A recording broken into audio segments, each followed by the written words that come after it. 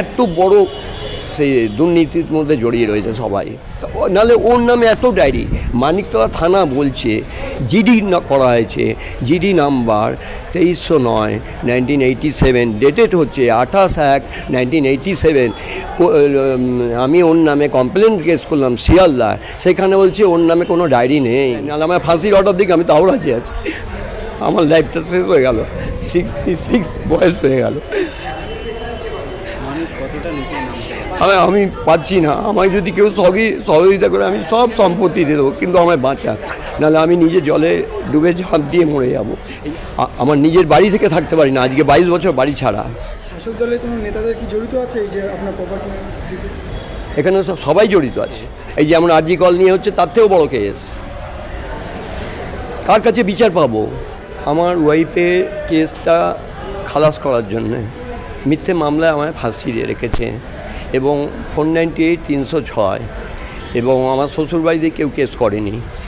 এবং আমার এই প্রপার্টি নিয়ে আমার এক কাকার ছেলে, সেই শ্যামসুন্দর নাগ, সেই যে ইনপার্সেন্ট করে জালিয়াতি কোটি কোটি টাকা আত্মসাৎ করে সবাইকে দিয়ে, বড় বড় মাথাদের দিয়েও চালিয়ে যাচ্ছে, এবং আমাকে কোনো রকম করে সাজা করে ফাঁসি দেওয়ার চেষ্টা করছে, এবং আমাকে লাইফে সাজা করে দিতে চাইছে। কারণ হচ্ছে এই প্রপার্টিগুলো ঘোষ করে সবাইকে দিয়ে খাচ্ছে। প্রফিট পেয়েছি আমি সম্পত্তি নিয়ে, পেপার নিয়ে।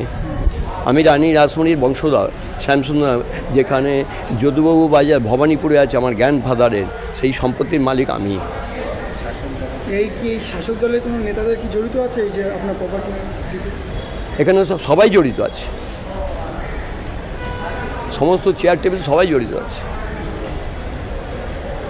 কি বলবেন এই নিয়ে আমি তদন্ত চাইছি, সিবিআইকে দিয়েছি, ইডিকে দিয়েছি, আমার অ্যাডভোকেট দিয়েছি মিস্টার স্বপন কুমার মুখার্জি দিচ্ছে, সেই কোনো রিপ্লাই হচ্ছে না, কোনো অ্যাকশান নিচ্ছে না। এবং আমার সূর্যকমল ঘরে মামলা করেছি চার্জশিট কেস নাম্বার দিয়ে 43/2002। সূর্যকমল জজ অর্ডার দিলেন, জাস্টিস বললো শিয়ালদা কোর্ট SCJM দিয়ে তুলে নিতে। যখনই তুললাম 43 কেসটা হচ্ছে 2852 তিলতলা থানা, মানিকতলা থানা, মিস্টার ফারুকের কেস। আমার কোনো কেস নেই, আমার FIR নেই। মানিকতলা থানা দুটো FIR। ফার্স্ট FIR হচ্ছে 26/7/2001 ফারুকে ট্যাক্সি চুরি আর্মসের কেস। সেই কেসে আমায় ফাঁসি, আমার কেস হবে শিয়ালদা, সেখানে আমায় করে দিল আলিপুর 3rd AD-তে চলছে। আর এবং মানিকতলার PS হচ্ছে 153। একই সালে দুটো কেস হয় না, আর আমার কেসটা হচ্ছে 13/5/2001, আর যেটা ফার্স্ট হয়েছে 26/4/2001 সেটাই কারেক্ট। একই পিএসের দুটো 153 কেস হয় না। এগুলো আমি ধরছি, ঘাঁটছি। তবে মিস্টার ফারুকের কেস ডিসপোজাল হলো 23/8/2022, তার কোনো রেকর্ড পাওয়া যাচ্ছে না। সেখানেই ওকালতনামা দিয়ে ফাইল করে অ্যাডেড পার্টি হয়ে ঢুকলাম, সেখান থেকে পুরো গায়েব করে দিচ্ছে। ওইটা পেলেই তো আমার কেস সব শেষ হয়ে যাবে। এবং জজকে বলছি, সেশন কোর্টে বলছে হ্যাঁ বেঁচে আছে, মরে গিয়ে ও ভূত হয়ে ঘুরছে। একই লোক। ফরেন্সিক ডিপার্টমেন্টকেও আমি দিয়েছি, ফরেন্সিক ডিপার্টমেন্ট লিখে দিচ্ছে যে যদি চায়, ওই পুলিশ চায়, তবে ফটো দেবো। ফটো দিলে দুধকে দুধ, পানিকে পানি হয়ে যাবে। এই বিচার আমি পাচ্ছি না। এবং আমার বাড়িঘর তো মানিকতলা নিজের বাড়ি, বালিতে সম্পত্তি আমার, বিশাল সম্পত্তির মালিক, সলভ ডমজুর, কোনো জায়গা বাদ নেই। শান্তিপুর মিউনিসিপ্যালিটি, আমার দিদিমা রাধারানী দাসী, সব আমার এই কাকার ছেলে হারাধন নাগ, সেই জাল করেছে। কৃষ্ণনগর রাজবাড়ি, সেসব সম্পত্তির মালিক হয়ে পদে পদে ঘুরছি। কোনো জায়গায় আমি সুরাড়া পাচ্ছি না। আমি চাইছি, আমি নিজে আমার কেসটা থেকে মুক্তি চাইছি। আমার ওয়াইফকে ফেরত আনতে বলছি, সিবিআইকে বলছি এনে দিতে, কেউ আনছে না। সব জায়গায় চিঠি দেওয়া হয়েছে, ফটো দিয়ে, কেউ কোনো টাচ করছে না। বেঁচে আছে, একদম কোথায় হারাধন নাগের বাড়িতে আছে, জনাই চণ্ডীতলা, বিভিন্ন জায়গাতে আছে। তার সেই নিজের বউ করে রেখে দিয়েছে। তার বর্তমানে আবার একটা 13 বছরের মেয়ে, সে লন্ডনে পড়াচ্ছে। আর জজকে বলছি, জজ বলছে হ্যাঁ মরে গেছে, ও বেঁচে আছে, ও মরে গিয়ে ভূত হিসাব হচ্ছে। শর্ট ডেট দিয়ে দিয়েছে খুব তাড়াতাড়ি। হ্যালো, আমি হাইকোর্টের রিপোর্টারের সঙ্গে কথা বলছি টিভির পর্দায় এই কেসের ব্যাপারে।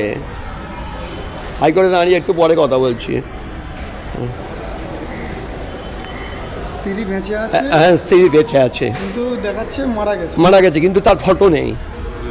আনক্লেম ডেড বডি পুড়িয়েছে। এই যে আমরা আরজি কল নিয়ে হচ্ছে, তার থেকেও বড় কেস। কার কাছে বিচার পাবো?